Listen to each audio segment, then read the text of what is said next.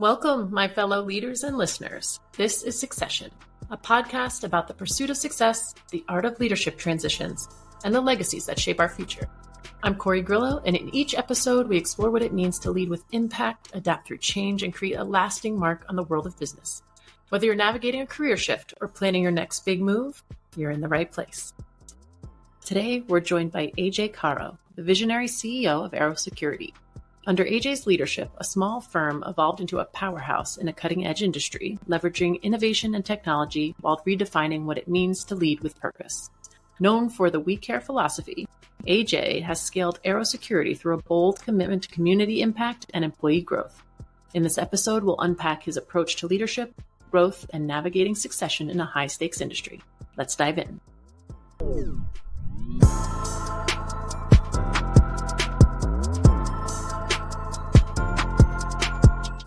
AJ, welcome to the podcast. I'm so happy to have you here today. Thank you very much. Good morning. And I know you're in the middle of a million things. So I want to start by having the audience learn about you a little bit. Can you tell us a little bit about your background and so they can get to know you? Sure. I started working at the age of 12. And then by 15, I was working 6 days a week in addition to going to school. What? I graduated high school early. And then went full-time into managing a transportation company with 100 employees. Oh, my goodness. Wait a second. You were managing, over 100 people at what age? 17. And you liked it? Sure. Yeah. Or you were just like, okay, this is making me money and I'm okay with it? The money part of it wasn't as exciting as accomplishing and being challenged. So I had an insatiable need for learning and expanding and growth and management. So, the opportunity, I ran with it. School was boring. This was more exciting. It was. I was already used to dealing with people because I had been working for several years at that point. Since you were 12. So interacting with other 16 and 17-year-olds at that point was frustrating. Yeah. You were like, they're going nowhere. I got to get out of here. To get out and start working in the real world, and I did. Yeah. My regular work week, and it's funny how often this comes up because as I try to communicate to my children and other young people about what it takes to be successful, the amount of hours and effort that you put into something is a reoccurring theme of mine. Yeah. And my regular work week was Monday through Saturday, 8 in the morning to 7 p.m. And back then, I had a beeper. So if there's anything that went wrong in this 24-hour set, I got beeped. Yes, which was all the time, I would assume. And not so bad. I mean, I think it depends on how you run a business and the people that you have and the support staff. Right. Just with that many people It alone. wasn't constant, but the phone never went off and the beeper never got turned off. Right, And myself, the cell phone hasn't turned off in 30 years. Okay. So, I question your judgment a little bit on what's a lot at that age and at that time. And your bandwidth probably was a lot higher too. So you were probably like, yeah, if it's a couple times a day, that's fine. And other people would be like, it's a couple times a day. Yeah, it was just part of the regular process and working. So, yeah. Wow. So I enjoyed it. I don't have any regrets about the work. And I attribute that to my older brother and my father because that's the kind of hours they put in on a regular basis. That's what I was going to ask. Yeah. Was an entrepreneur. My father was in construction and his regular hours. Yeah. We saw him leave at 7:30, 8 o'clock in the morning, didn't come home until 6, 7 o'clock at night, 6 days a week. So this was your lifestyle and also your, sounds like family legacy. Yes. Yeah, something so to be proud of. I applied that work ethic to what I was doing and it worked. That's great. Okay. So you were happy with it. You're happy with it now, clearly, because you are where you are now because of that start. So what was next after that? So after that, I worked in my brother's business. He had multiple locations. He had a large transportation company. I managed one of the biggest ones for him for several years.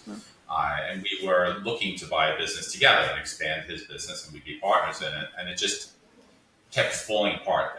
Every deal that we looked at, and we looked at quite a few different potential acquisitions. Right. For whatever reason, they just didn't materialize. and an opportunity came up to purchase Arrow Security in 1995 in the early part of the year, and I passed on it. I said to him, I don't know anything about security. Right. I've been doing transportation, for the past 7 years or so. Right. I'd like to stick with that. So he wound up buying it with a police sergeant. And in that time period between February and May, another deal that my brother and I had been working on an acquisition in the transportation field fell apart. So he came to me again and said, look, I think you would do well in the security business. Why don't you take a look at it again? So I did, and I wound up buying it in May of 1995. Okay. Oh, I hear some friends barking in the background. Security. The good old security. They're really a good term. We actually had a meeting the other day about getting into explosive detection. Oh, wow. Canines. That's amazing. Yes. Oh my gosh. Well, we can just do a little sidetrack there in a minute. But going back to, so your acquisition started, you started making these acquisitions with your brother or exploring them. How old were you at this point? Well, it probably started, we began looking, I would say, around 21 years old. Wow. And then ultimately at 23 is when we purchased Arrow Security together. Or I bought into Arrow at 23. I turned 23 2 months prior. That's bold. I mean, even going into an acquisition and, of course, knowing what you know now is probably, we're going to talk about more of all this vast knowledge you have of those transitions and things. But, at that time, not even having that experience and saying, hey, I'm going to work at an acquisition. I'm going to work at acquiring business and companies and going through it fresh. What was that like? Well, I had experienced a little bit of it working with my brother in transportation because he was very active in acquisitions and had purchased dozens of companies throughout his career. Wow. So I had a good basis of knowledge and a good mentor for that. That's amazing. So within the first year of buying in, we closed on 2 more businesses. I actually purchased a security company and traded it to the police sergeant, and he took that and left, and then I had 50% of the company. My goodness. So 25%. Just wheeling and dealing. And then we did another acquisition in 1996. So 1 year after, we basically doubled the business, and it was organic growth, but it was a good start at that point. And I remember the guys that I bought it from, they were 2 ex-police detectives, and they said to me, hey, kid, this is a tough business. You sure you really want to do this? Right. I said to him, it's no tougher than what I've been doing for the past 7 years. I'll be okay. Yeah. Did you always have that kind of belief in yourself, like from a young age? Yeah, I think that confidence and that belief that, whatever happens, you can make it work or you'll stop and try it again. I think it's inherent in entrepreneurs. Yeah. Well, successful ones, I suppose, but not always. Well, yeah, even the unsuccessful ones think they're going to make it, and sometimes they don't. But I think that's consistent. It's one of the factors that I've seen many times in people. They just have that belief that they're going to make it and they're going to work. And the ones that work hard enough and everything aligns, it comes to a reality. Yeah, I think what you're saying though about the try it again part is what a lot of people don't think as a part of that narrative of success is like, the fall down, the get back up, the fall down, the resilience you need. It's not just like a straight line from point A to point B, right? No, I think any career, if you're doing anything of substance, is riddled with failure, because not everything you do is going to be a success. It never does for anyone. It's not supposed to. That I've seen in business. No, there's no perfect straight line to success. Some get it quicker and more rapidly and surprisingly than others. Mm-hmm. And in other situations, it's more of a grind or a long-term battle. Right. I'm curious, like thinking of you in this first stage of your career and the feeling it must have given you, these acquisitions and like the things that you were kind of, I guess, just kind of cultivating, but also like where your brain was going to design these options and take these chances and, what you were working off of the information. And then now, like with all of the wealth of experience, with all the things you've learned, like how does that feel now compared to before? That's a good question. With experience, I think certain things uh, look easier now and I just bet. roll off your tongue. You're so used to doing it, and then when you're teaching other people, to try to do the same thing and look at deals in the same perspective, uh, it's comical to me that I was doing this at such a young age with very little exposure or training to it. And I just had to figure it out and ask questions and surround myself with people that knew what they were doing. I think that's one of the things that separate people is that willingness to accept that you don't know everything and you're not the best at everything, and you're willing to go out and seek out those experts and ask for help or ask for assistance or perspective. Not everybody is willing to do it. I think it's an ego-driven thing. Totally. And I don't care. Listen, if I don't know anything, I don't care who I go to ask the question. I want the answer. Right. It's not about looking bad or looking like you don't know what you're doing. Right. It's humility and vulnerability, right? And obtain that knowledge, fix the problem, and then move on. Yep, exactly. Why not fix it sooner and just admit that you don't know something? But it seems so simple, but it's kind of the number one problem, excuse me, of how people avoid those types of things because they were never seen as superpowers or strengths to be humble and vulnerable. They were seen as something to avoid. Right. Well, you try to project an image, to the world, and you want to look a certain way, and having that humility or that vulnerability, and saying, "Look, I don't know. I'm going to go find out." I'd rather be honest and get things done than dishonest and not get things right, or avoid something, just because of how it might feel or look, instead of getting to the solution. But eventually, that's what confidence and strength and trust all look like. Is you still have drive.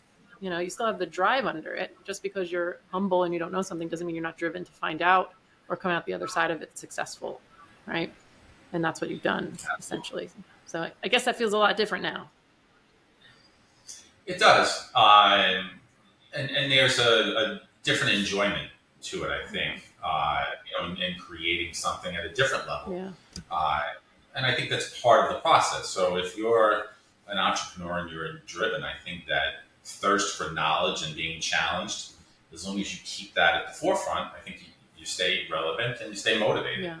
When you start cruising and you feel like you've done everything or you know everything in a field, I think that's when complacency sets in, and then you become vulnerable to be in a different way, taken off your pedestal. Yeah, absolutely. So having seen all of these transitions, not only this succession and transition and evolution of your own career, but you've met a lot of different business people, entrepreneurs, owners, founders, I'm sure, where they are at a pivotal time in their own succession. What has that felt like, or what are some things you can share with us about those experiences? Well, it's interesting. Years ago, I was looking to buy businesses, and there would be these business brokers that would advertise companies for sale.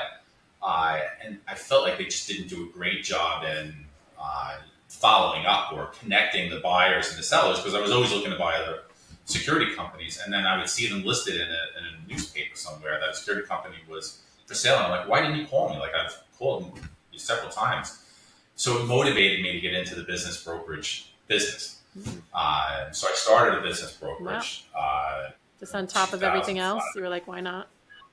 Yeah, I've had multiple businesses since probably 2000, 1999. So I haven't had just one business ever, really, except for the first couple of years. And I don't advocate for that because I think it's a mistake in most cases. But it motivated me to get out and start this business brokerage because I had some experience in doing transactions. Yeah. And there was a void in the market, I felt at that point. So I learned to do it. And what that gave me was a very different perspective on transactions and the emotions behind it, the process a bit, because that's all we were doing.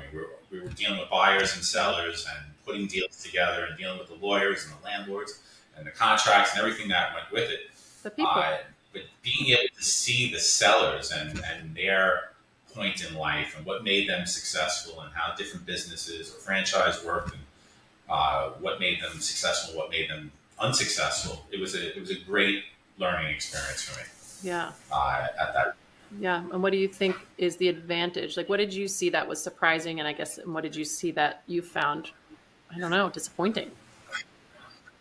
There was so many things that were interesting at that point. One being the emotional attachment that business owners have to their business, especially if they've had it for a number of years. Right. It's an intimate relationship, and people want to hold on to it. One, they always think the business is worth much more than what the market is willing to dictate. But separating from that business, if you've had it for a number of years, there's an emotional tie to it where people say, "Oh yeah, I want to sell. If I get the right price, I will." And for some people, they will. Listen, it's purely an economic decision for some people. But there's others that I would come across, and they've been in the business for 20, 30, 40 years and wanted to get out, and were well past retirement age, they said. And then when it came down to it, they would sabotage the deals because they really didn't want to get out. Oh, wow. It was part of their identity, So and they would find reasons subtly to kill the deal. Right. So whatever deal we got them whatever they want. They'd say, "Well, I want this Yeah, too." I can't do it because of that. Yeah. Past that, and they would just keep looking for things to make the deal go bad. I think it's fascinating. So that was a surprise. Yeah, it's something I really enjoy, and I think is so important, and kind of why we're talking today in this podcast is because there's a misconception. I mean, a lot of people do believe that it's going to be that simple. It's going, like, even when they go into it after all those years, and even when they say how much they care, they think it's going to be this transaction that is just clean and simple. And sometimes, even if it's the cleanest transaction, which it never really is, it's emotional. I'm thinking of a person that I spoke to the other day, and they were hell-bent on people not being attached to their business. They refused to accept the fact that it's not just a transaction, which was setting all my bells and whistles off as, okay, this person I need to keep an eye on because it's probably more emotional. They're probably overcompensating right now a ton. And if you really are that detached from the business and you're thinking that there's no way that's possible, then I am concerned for the business as a whole. Because I am thinking you're not getting a clear line of sight into what's actually going on in the day-to-day of it all. So that's it's interesting though, how much people are very, very either detached or emotionally invested in those moments. Yes, and they dig their heels in either way. But definitely the emotional attachment you see. And then they want their, the name or the name of the company to survive the transaction. And you have to explain to them, sorry, but it's not going to continue at this point. Right.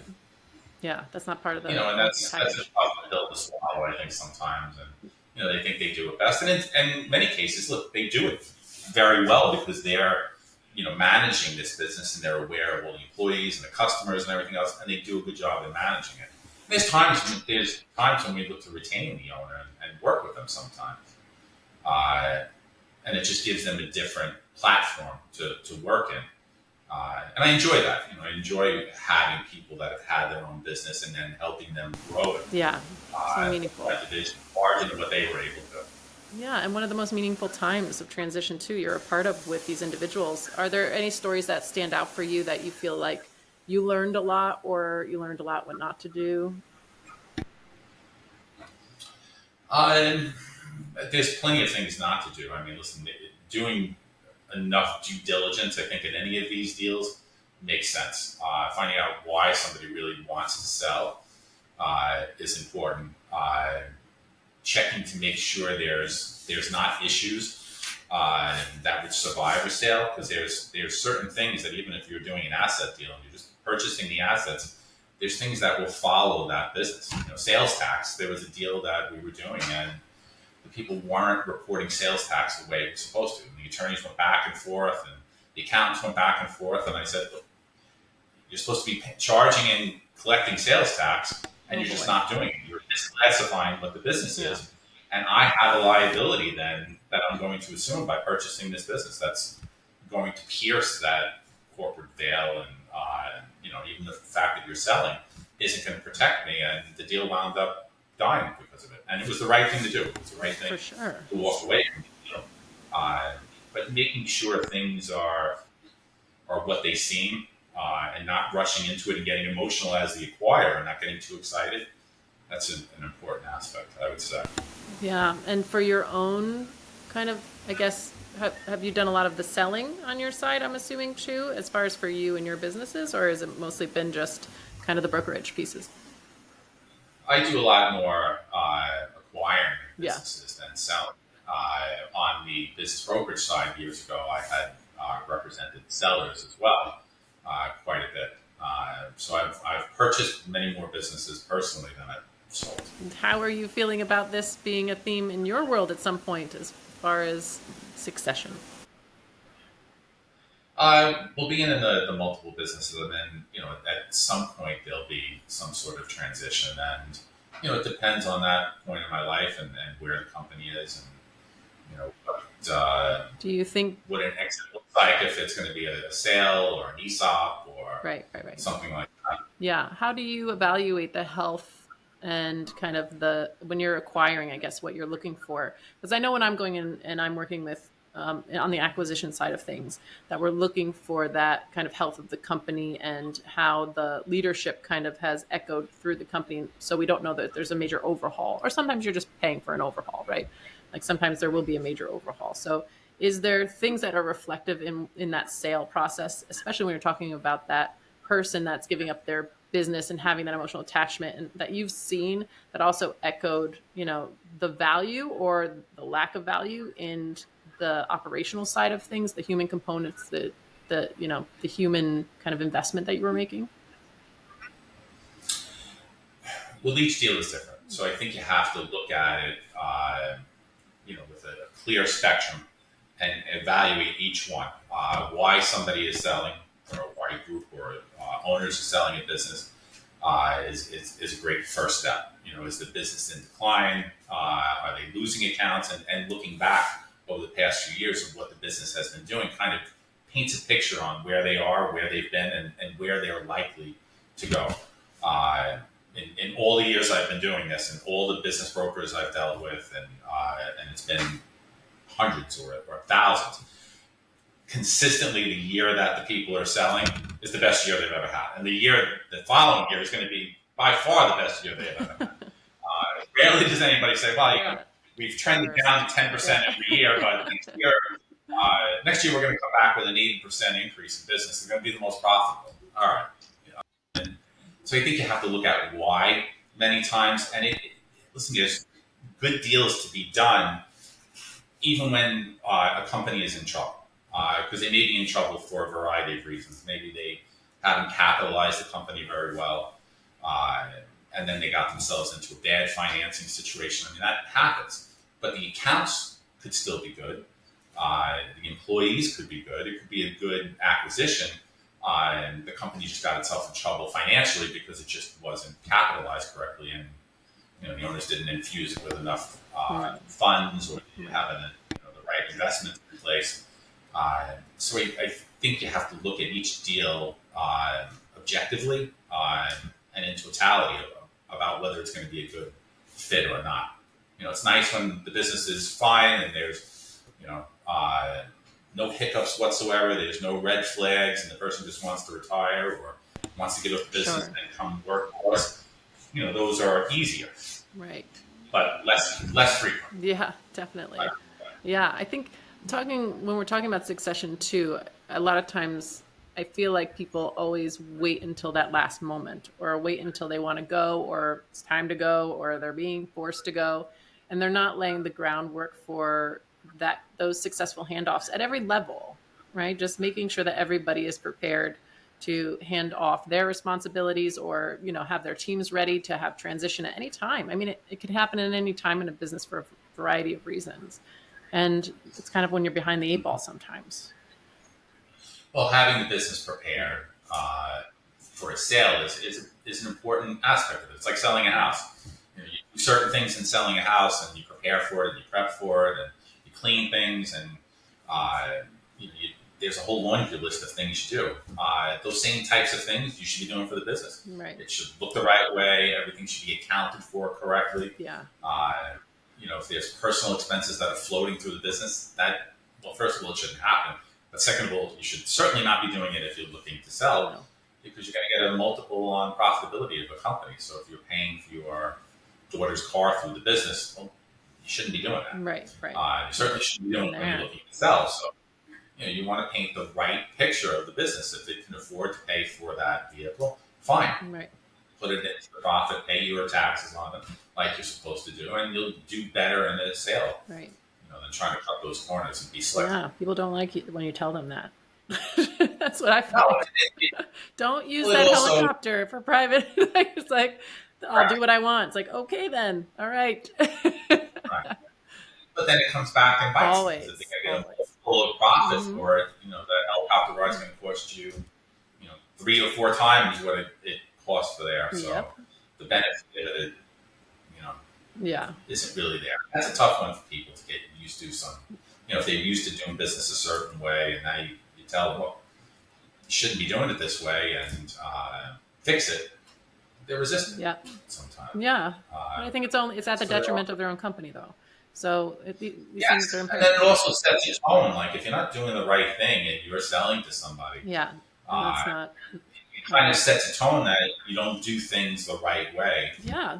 So much for legacy. Or illegally. So now all of a sudden it's in the back of the acquirer's head, and their confidence is shaken a little bit, and they approach the deal. Yeah. I think the due diligence that's needed in the meantime, like in preparation, even if you're not planning on going anywhere for years, especially if you have a legacy that you want to uphold. Like these things are imperative to think about now. It's just like putting estate planning in place. Like, you're not planning on, dropping off the face of the earth anytime soon. But man, you really want your family and the people you care about and the things that you've built for yourself to be able to grow and move and support the people, in your life. And in this case, it would be the employees, right?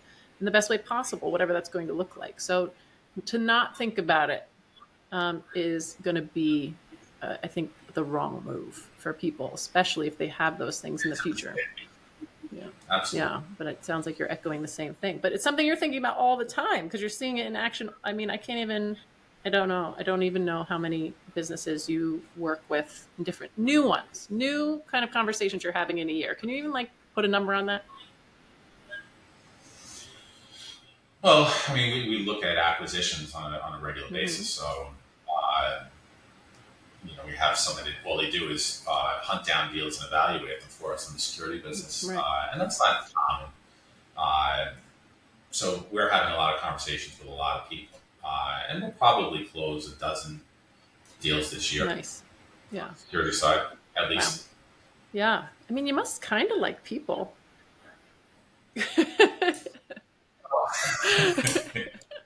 Certainly get involved with them a lot. Not all of them, but yes.